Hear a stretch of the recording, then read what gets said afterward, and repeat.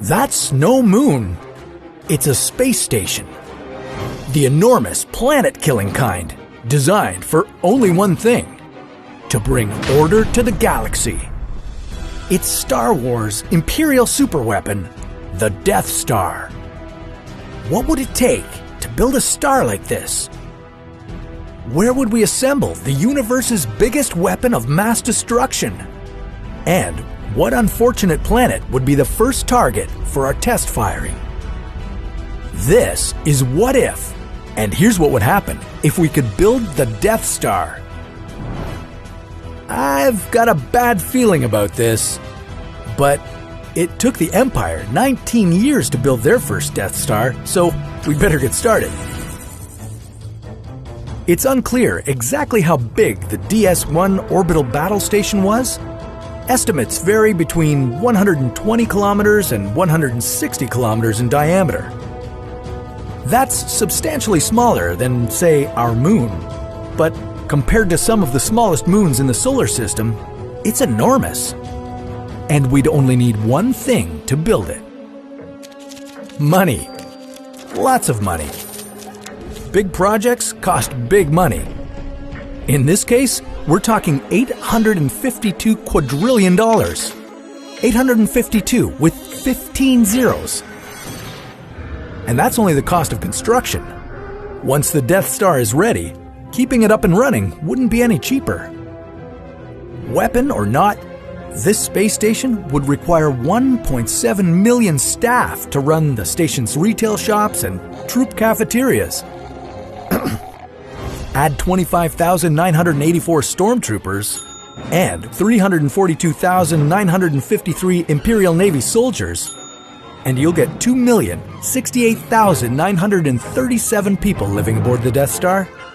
If each person on the Death Star created 1.13 kilograms of waste every day, it would cost $564,925 daily not to turn the Death Star into a landfill.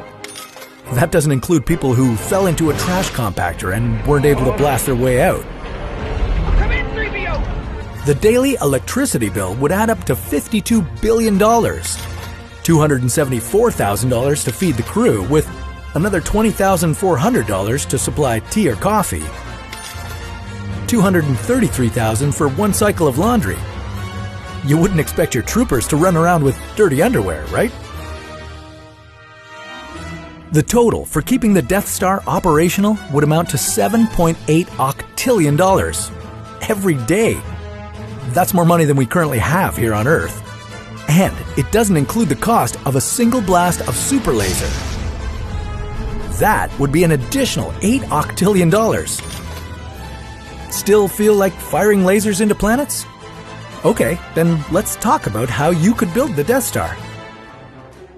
You already know it would come with the price tag of $852 quadrillion, but where would you start assembling this super weapon? First, you'd need a hypermatter reactor core. Let's not go into the specifics of how such a reactor would work, and we'll just assume that you already have one. You'd build 4 reactor shafts, all joined along the equator, and a large column running from top to bottom.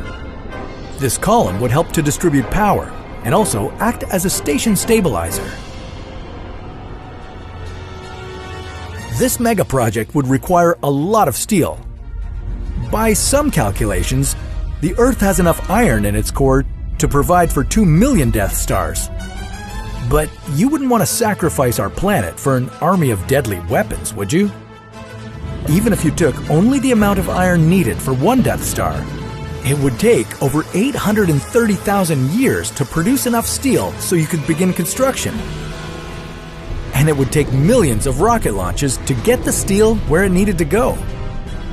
By the time the Death Star was finished, this might make our atmosphere so polluted that we'd be forced to move away from Earth to another planet. And where would we build the Death Star anyway? We can't get too far from our planet, but you definitely don't want that thing in Earth's low orbit. There's too much of a chance of it falling down to Earth. You could start building outside of the Earth's atmosphere. Just make sure to not accidentally blast our planet with the super laser. Speaking of the blast, well, In reality, light doesn't behave that way. Instead, it would keep moving in whatever direction it was fired. Sorry about the mess. By the way, destroying an Earth-sized planet would require a lot of power. You'd need to spend a week collecting all of the sun's energy before you could fire up the Death Star.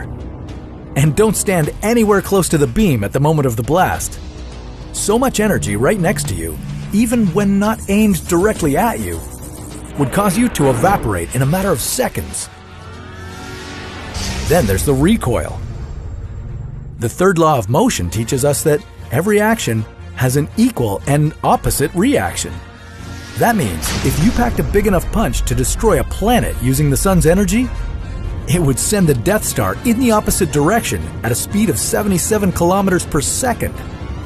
That's unless you had an antimatter device aboard the Death Star. Antimatter is matter, but with its electrical charge reversed.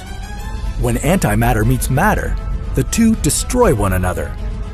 That's why you'd need only 0.00000002% of a targeted planet's mass in antimatter to turn that planet into space debris. In this case, the recoil would be almost unnoticeable. But you'd better not aim that Death Star at any planets in the solar system. There's a better application for this weapon. It could be used to vaporize any asteroids that could be a risk for our planet. Although a giant death orb might be a little overqualified for the task. At least when an interstellar asteroid is hurtling in our direction, we'd be ready to knock it out before it destroys us. I've got a bad feeling about it. Quiet. What?